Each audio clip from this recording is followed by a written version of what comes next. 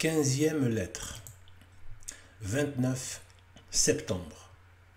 Cher ami, puisque la vie d'ici-bas n'est pas la vie, mais un semblant de vie, la mort n'est pas la mort, mais un semblant de mort. Dans la foi à cette double vérité, aussi ancienne que le monde, aussi étendue que le genre humain, rejetée seulement dans les temps anciens et dans les temps modernes par les gros et les petits porcs du troupeau d'Épicure, Epicuri de grege porcus, mais sans cesse affirmée par la plus grande autorité qu'il y ait sous le ciel, notre infaillible mère, l'Église catholique. Dans cette foi, dis-je, est toute la consolation de la pauvre humanité. Consolation pour ceux qui survivent à leurs morts les plus chères. Nous l'avons vu, consolation pour les mourants, nous allons le voir. En élevant jusqu'à l'évidence la certitude de cette vérité, que la mort n'est qu'un semblant de mort, le christianisme a fait naître un genre de mort inconnu de tout ce qui n'est pas chrétien, la mort joyeuse. Tandis que le païen d'aujourd'hui, comme le païen d'autrefois, frissonne de tous ses membres à la pensée de la mort, se tord de désespoir dans les bras de la mort, reçoit le coup de la mort avec la stupide imprévoyance du bœuf qu'on égorge à l'abattoir, le chrétien voit venir la mort sans crainte, il la désire, il meurt gaiement. À défaut d'autres preuves, ce simple contraste suffirait pour démontrer la divinité du christianisme. Allons, cher ami, visiter quelques-uns des chrétiens sur le lit de la douleur, où ils attendent la fin prochaine de leur pèlerinage, que les spectacles dont tu vas être témoin ne te jettent dans aucun étonnement. Tu sais que le nouvel Adam, le chef de l'humanité régénérée, notre Seigneur Jésus-Christ, soupirait après sa mort, qu'il appelait son baptême. Vainqueur de la mort et Père du siècle futur, il a légué son esprit à ses disciples. Personne n'ignore, excepté peut-être les bacheliers modernes, que le plus ardent désir de saint Paul, revenu du troisième ciel, était de voir briser les liens qui le retenaient sur la terre. Mais ne remontons ni aux apôtres, ni aux martyrs, ni aux chrétiens des premiers âges. Je veux chercher nos exemples plus près de nous. Ils n'en seront pas moins éloquents. Si je n'en cite qu'un petit nombre, garde-toi d'en conclure que ces morts, pleines de confiance et de joie, soient très rares même aujourd'hui. Sur les 400 000 prêtres catholiques, il en est peu, si même il en est, à qui il n'ait été donné dans le cours de leur ministère d'en être plusieurs fois les heureux témoins. Dans ma dernière lettre, nous avons admiré la sublime résignation de saint Louis en apprenant le départ pour l'éternité de sa sainte et douce mère.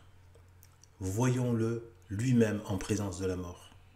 Le saint roi était arrivé devant Tunis, où il voulait établir l'empire de Jésus-Christ. Lorsqu'il fut atteint de l'épidémie qui ravageait son armée, dès qu'il sentit sa fin approcher, il se hâta de mettre ordre aux affaires de son royaume et ne s'occupa plus que des choses de Dieu.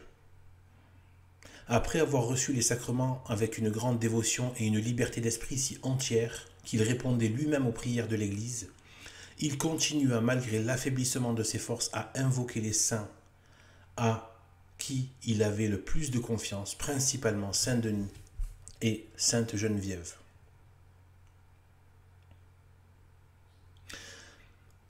Afin d'imiter le roi des rois, mourant sur une croix, il se fit mettre sur un petit lit couvert de cendres où, les bras croisés sur la poitrine, les yeux levés au ciel, et plus occupé des autres que de lui-même, il répétait souvent ces paroles: « Soyez Seigneur, le sanctificateur et le gardien de votre peuple. » Guillemets, il regardait les gens moult débonnairement, dit l'évêque de Tunis, témoin oculaire, et faisait moult de fois le signe de la croix. Entre l'heure de tierce et de midi, il fit comme semblant de dormir l'espace de demi-heure et plus. Fermez les guillemets. Après s'être assuré dans ce mystérieux recueillement que tout était prêt pour son départ, le saint roi ouvrit les yeux, regarda le ciel et dit: « Je vais entrer dans la maison du Seigneur. » Guillemets. Et onc, depuis ne dit mot ni ne parla. Entoure l'heure de nonne, il trépassa. J'essaie de peu. En fait, c'est du vieux français. Autour de l'heure de 9, il mourut. Le lundi 25e jour d'août de l'an du Seigneur 1270. Il était aussi belle et aussi vermeil. Il était aussi beau et aussi vermeil. C'est-à-dire, je pense que ça veut dire un peu les joues un peu rouges, quoi. Comme il était en sa pleine santé. Et il semblait à moult de gens qu'il se voulait rire. Il semblait, les gens avaient l'impression qu'il voulait, voilà, qu'il voulait rire. Fermez les guillemets. Tu le vois, point de trouble, point de terreur. Tout se passe avec le calme, la confiance et la présence d'esprit qui accompagneraient les préparatifs d'un voyage ordinaire. En cela, rien de surprenant. Le chrétien sait ce qu'il est, d'où il vient, où il va. Traversons rapidement le Moyen-Âge, où nous trouverions dans tous les rangs de la société des milliers de morts semblables à ceux de Saint-Louis. Nous voici au commencement du XVIIe siècle. Entrons au noviciat des jésuites de Rome et pénétrons jusqu'à l'infirmerie. Là, sur un pauvre lit, est étendu un jeune homme de 22 ans. Atteint d'une maladie mortelle, il est né dans les Pays-Bas, qu'il a quitté pour suivre notre Seigneur, et il s'appelle Berkmans. Au moment où nous entrons, arrive le père recteur qui lui dit avec bonté : « Mon frère, s'il plaisait à notre Seigneur de vous appeler à lui, y aurait-il quelque chose qui vous donnât de la crainte ? » « Rien du tout, lui répond avec une humble confiance l'aimable jeune homme. J'ai affaire à un Dieu trop bon pour appréhender sa présence. Je suis dévoué à toutes ses volontés. S'il veut que je meure, me voici tout près. C'est là tout mon désir. Et si la décision de mon sort dépendait de moi, je ne différerais pas un moment. À chaque instant, le saint malade exprimait les mêmes sentiments. Le religieux qui le veillait, le voyant s'affaiblir de plus en plus, lui avoua que sa fin était prochaine. À cette nouvelle, Berkmans tressaillit de joie et, se jetant au cou de l'infirmier, « Oh, la bonne nouvelle !» s'écria-t-il, « c'est la plus douce et la plus consolante que j'ai reçue de ma vie. » Le frère, ne répondant à ces transports que par des larmes, « Pourquoi pleurez-vous » reprit Berkmans. « Vous m'aimez et vous pleurez mon bonheur ?» Puis prenant en main son crucifix, d'un air qui respirait la plus tendre dévotion et la plus vive confiance, « Mon cœur est mon Dieu, disait-il, vous le savez, je n'ai jamais rien aimé, rien désiré, rien possédé au monde que vous seul. Grâce à vos miséricordes, je n'aime encore aujourd'hui, et je ne désire que vous. »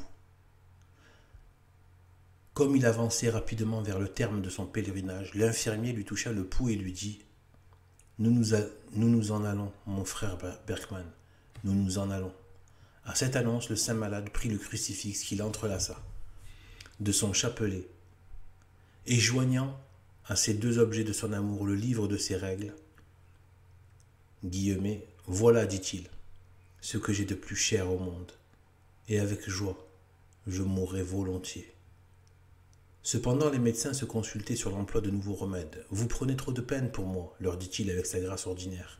Le grand maître m'appelle. »« Et où vous appelle-t-il » demanda l'un d'eux. « Au ciel, monsieur, au ciel. » En effet, on commença pour lui les prières des agonisants, et quand on en vint à ces mots, « Agneau de Dieu qui effacez les péchés du monde, pardonnez-lui », il fit suspendre la récitation, et avec le sentiment d'une ineffable tendresse, il répéta 30 fois, « Agneau de Dieu qui effacez les péchés du monde, pardonnez-moi. » À cette invocation, il ajouta la sérénité sur le front et le sourire sur les lèvres. Les saints noms de Jésus et de Marie, et s'endormit doucement du sommeil des justes. Le 13 août 1621, extrait de sa vie. Puisque tout être répugne essentiellement à sa destruction, tu conviendras, cher ami, et tout le monde avec toi, que le jeune voyageur au départ de qui nous venons d'assister ne regardait pas la mort comme la mort, ni la vie d'ici-bas comme la vie. La même manière d'envisager l'une et l'autre se trouve dans tous les vrais chrétiens. En voici un nouvel exemple. Je le choisis de préférence parce que il montre que, dans les pénitents sincères, le souvenir de leur faute ne diminue à la dernière heure ni le désir de la vraie vie, ni la confiance de l'obtenir. Alphonse François, duc de Modène, manifesta de bonheur les brillantes qualités qui devaient faire de lui un prince accompli. Pendant les premières années de son règne, il fut idole de son peuple. Malheureusement, des courtisans perfides, et jaloux d'être les premiers dans ses bonnes grâces, lui persuadèrent qu'il devait régner par la crainte plutôt que par la douceur. Le jeune prince donna dans le piège et devint cruel.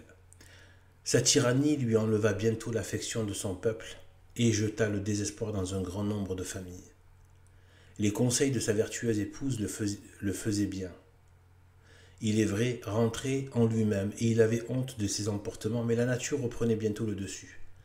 Dans cette alternative de repentir et de rechute, sa pieuse femme lui fut enlevée à la fleur de l'âge. Les regrets que lui causa cette mort prématurée lui inspirèrent de si sérieuses réflexions qu'il ne soupira plus qu'après une vie de retraite et de pénitence. Ayant mis ordre aux affaires de l'État, il se retira chez les franciscains de Miran, petite ville de Tyrol, où il prononça ses vœux et reçut le nom de frère Jean-Baptiste. Avec ce nom, on peut rajouter qu'il reçut dans sa plénitude l'esprit de saint François.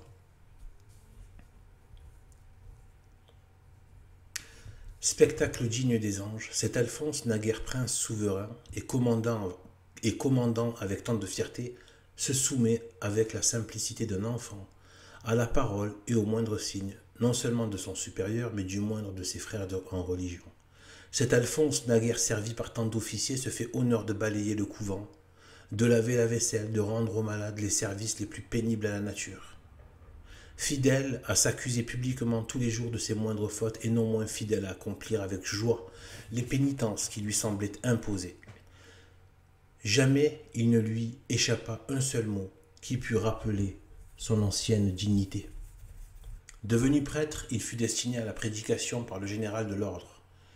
Ses talents, son zèle et plus encore son exemple opérèrent des prodiges de grâce, mais ses forces succombèrent bientôt aux fatigues de l'apostolat.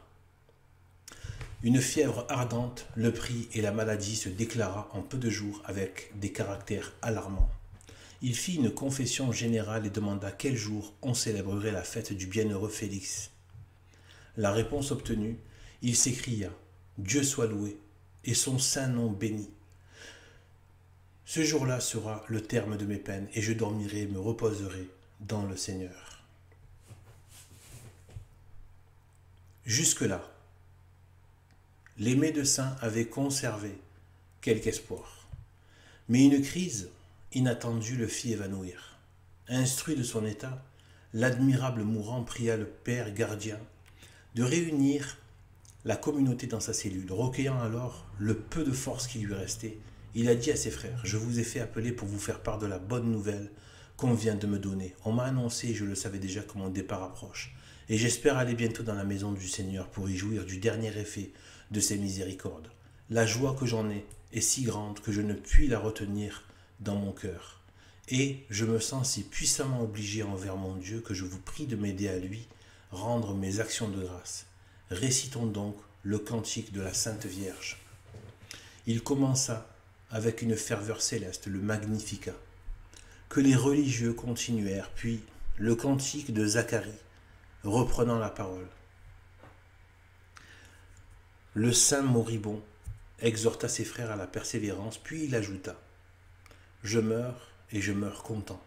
Si j'ai quelques regrets, c'est de n'avoir pas connu et embrassé plus tôt une vie qui dépouille les possesseurs des biens de la terre pour les enrichir de vertu.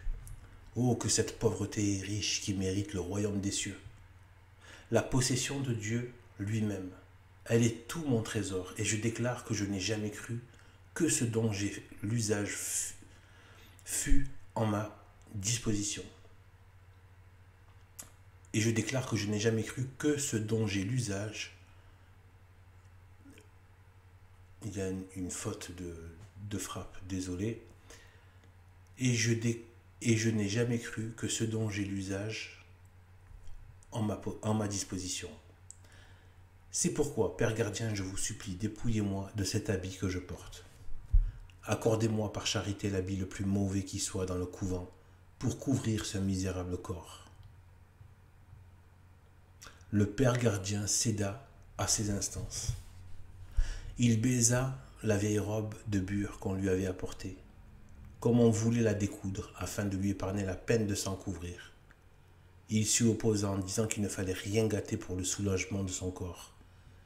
Puis, il se dépouilla en prononçant les paroles de Job.